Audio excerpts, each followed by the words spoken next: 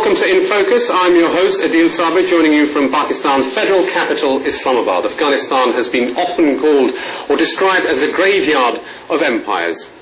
It has seen off the likes of Alexander the Great. It has seen the likes of Genghis Khan, the British Empire, the Russians, and now, of course, the latest casualty could be the Americans. The Americans have been bogged down in a long war with the Afghan Taliban, Al-Qaeda. This war, which has been spanning over 9 years, is now the longest war in history. We'll be taking a look at some of the pertinent aspects regarding Afghanistan and the region at large. To discuss these issues, I'm joined by two distinguished guests. Firstly, Brigadier Imtiaz, who served as the Chief of the Intelligence Bureau of Pakistan, also served with Pakistan's premier spy agency, the ISI, and was also a close confidant to former military ruler General Ziaul Haq.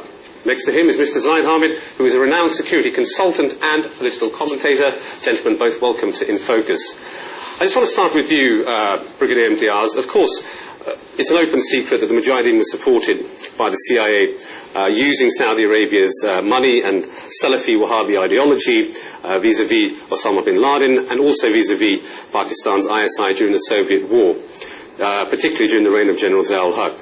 After that, post the withdrawal, we've seen that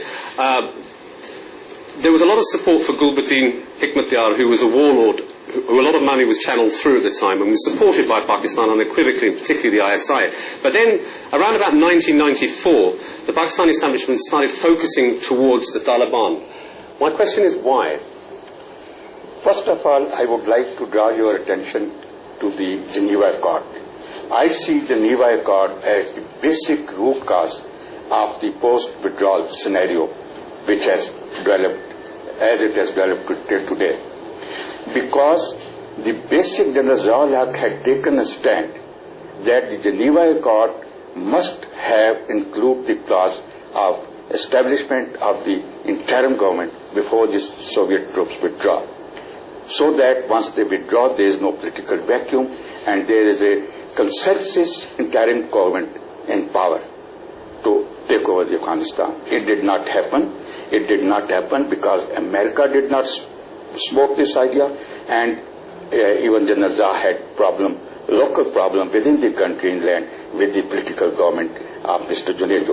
Mr. Junaid had divergent views on this subject, and as a result, finally, I will not go on to the mechanics which took place, but finally, General Ziaul withdrew his position on this issue, and the Geneva Accord was signed.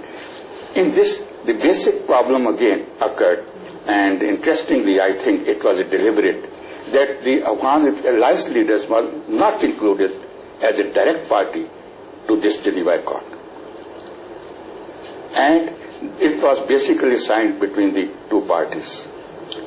In 91 onward, Taliban started to emerge as a force. And gradually, rather very fastly, they tried to appear. In fact, they appeared logically a very gigantic force to take over Afghanistan.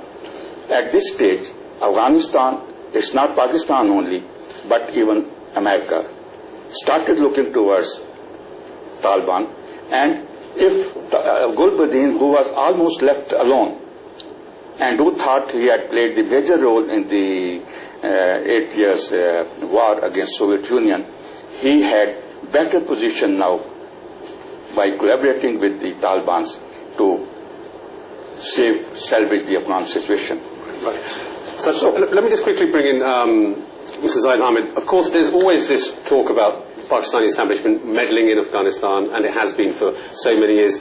Recently, we've seen some rather bizarre reports being published in the West, particularly Amnesty International published a report, then we saw the London School of Economics report, then we saw the RAND report, which categorically state that the Pakistani ISI is directly involved in meddling with the Taliban, is playing a double-edged sword. There are some conspiracy theorists who may say that this is all being prepared by Western agencies, certain agencies perhaps like RAW and Mossad, but others may say that there cannot be smoke without fire because Pakistan needs to keep in close contact with the Taliban when the US withdrawal begins.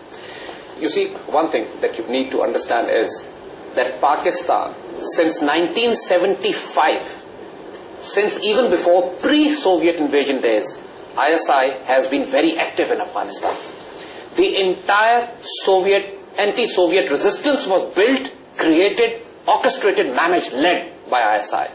And that is why you find that when the Berlin Wall was broken down, the chief of German intelligence sent a piece of a rock of the Berlin Wall to the Pakistani ISI DG, saying, to the one who delivered the first blow.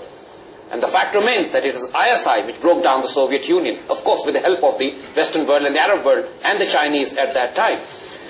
The fact is that ISI, Afghanistan has historically remained an integral part of Pakistan. Why I'm saying this? Not geopolitically, even geoeconomically, geoculturally. We speak the same language, the Pashtuns live on this side, the Pashtuns this side. Pakistani currency is accepted as a normal currency in Afghanistan. The entire agriculture equipment, the implant, the seeds, the books, everything that we have in Afghanistan goes from Pakistan. So, whether we like it or not, Pakistan has a very strong stake in Afghanistan.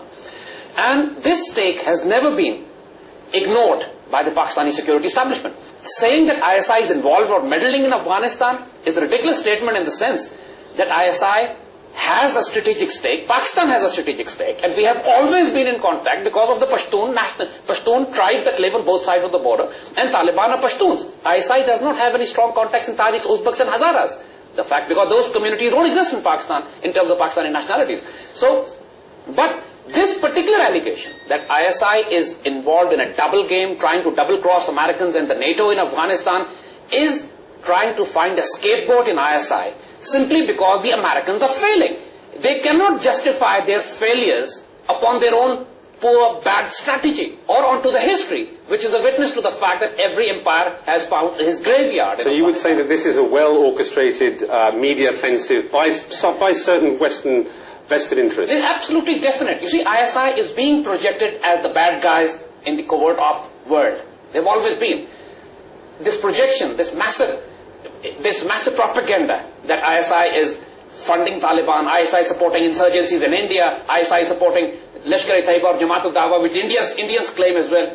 ISI is being focused right now by the Western agencies and the Indians as well.